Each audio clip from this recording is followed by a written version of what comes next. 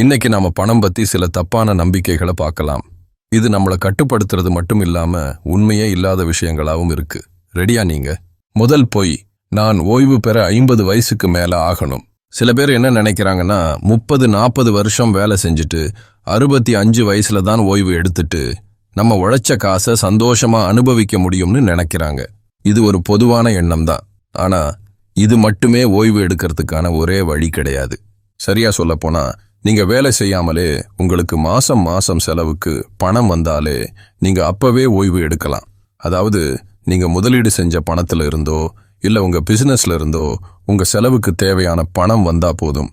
இதுக்கு வயசு முக்கியம் இல்ல. நீங்க 60 வயசுலயும் ஓய்வு எடுக்கலாம், இல்ல 35 வயசுலயும் ஓய்வு எடுக்கலாம். எல்லாமே உங்க பண நிலைமையையும் நீங்க பணம் விஷயத்துல எடுக்கிற முடிவுகளையும் பொறுத்தது. சுருக்கமா சொல்லணும்னா, ஓய்வு எடுக்க வயசு முக்கியம் இல்ல, உங்ககிட்ட போதுமான பணம் இருக்கான்னு தான் முக்கியம். ரெண்டாவது பொய், கடன் நல்லது, ஏன்னா அது பொறுப்பா இருக்க கத்துக் கொடுக்கும். சில பேர் என்ன சொல்றாங்கன்னா, கடன் வாங்கினா நம்ம சரியா பணம் கட்டணும்னு ஒரு பயம் இருக்கும், அதனால நம்ம பணத்தை நல்லா மேனேஜ் பண்ண கத்துக்குவோம்னு சொல்றாங்க. ஆனா இது நிறைய பேர் கழுத்து வர கடனாளியா மூழ்கிறதுக்கான ஒரு சாக்கு போக்குதான். உண்மை என்னன்னா, கடன் வாங்கி தேவையில்லாத பொருள் வாங்குறது பொறுப்பில்லாத தனத்துக்கு அடையாளம். உங்ககிட்ட நல்லா பணம் இருந்தா நீங்க பொருள் வாங்குறதுக்கு கடன் வாங்க வேண்டிய அவசியமே இல்லையே. மூணாவது பொய், நீங்க பணக்காரரா இருக்கணும்னா அரசியல்வாதியாவோ இல்ல ரவுடியாவோ இருக்கணும். சில பேர் என்ன சொல்றாங்கன்னா, கஷ்டப்பட்டு நேர்மையா வேலை செஞ்சு பணக்காரர் ஆனவங்களை பாக்குறது ரொம்ப கஷ்டம்னு சொல்றாங்க. நியூஸ்ல தினமும் தப்பான அரசியல்வாதிங்க இல்லைன்னா ஊழியர்களை வச்சு ஏமாத்தி பணம் சம்பாதிக்கிற பிசினஸ் மேன் பத்தி தான் கேட்கிறோம்னு சொல்றாங்க.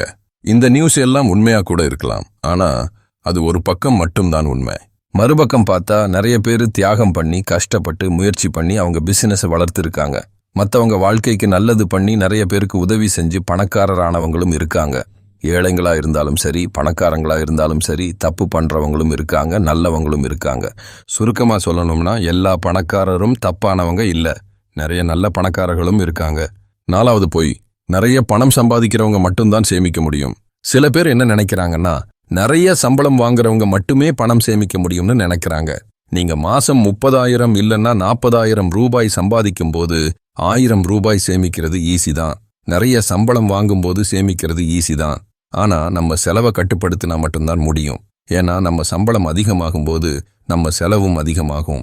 நம்ம பழைய இடத்துக்கு அடிக்கடி போக மாட்டோம், பழைய வீட்டுல வசிக்க மாட்டோம், பஸ்ல வேலைக்கு போக மாட்டோம். உண்மை என்னன்னா, நம்ம கம்மியா சம்பாதிக்கும் போதே சேமிக்க கத்துக்கலன்னா நம்ம நிறைய சம்பாதிக்கும் போதும் சேமிக்க மாட்டோம்.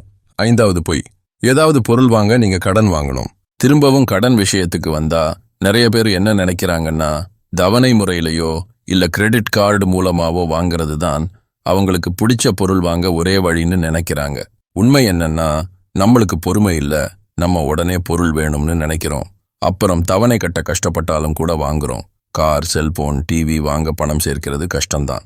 ஆனா நீங்க தவணை கட்டவும் வட்டி கட்டவும் பணம் வச்சிருக்கீங்கன்னா அந்த பணத்தை நீங்க சேமிச்சு அந்த பொருளை வாங்க முடியுமே.